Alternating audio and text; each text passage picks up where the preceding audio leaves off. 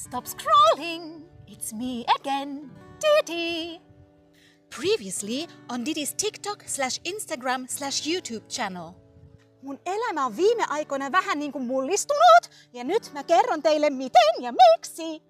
Mä oon tutustunut yhteen kitaristiin. Se on todella lahjakas, mut niin vaatimaton. Mä oon ihan varma, että siitä voisi tulla joku ihan mieletön stara, jos joku vaan vähän auttaisi sitä. Se on siis tosi lahjakas, mut myös mukava ja kiltti. Sen kanssa on todella helppo olla ja mä oon ehkä vähän ihastunut siihen. Ei, mä rakastan sitä, mut se on vähän niinku salaisuus. Mä en oo vielä kertonut sille sitä, mutta tää tunne ei voi olla vaan yksipuolista.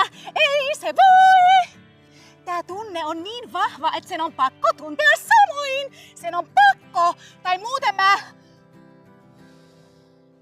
Niin siis se kitaristi on tosi lahjakas ja mä oon päättänyt auttaa sitä.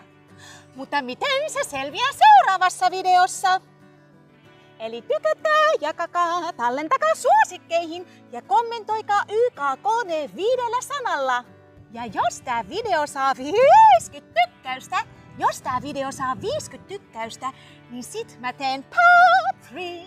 Ja siinä mä paljastan ihan kaiken. Bye bye kullanmurut. Didi out.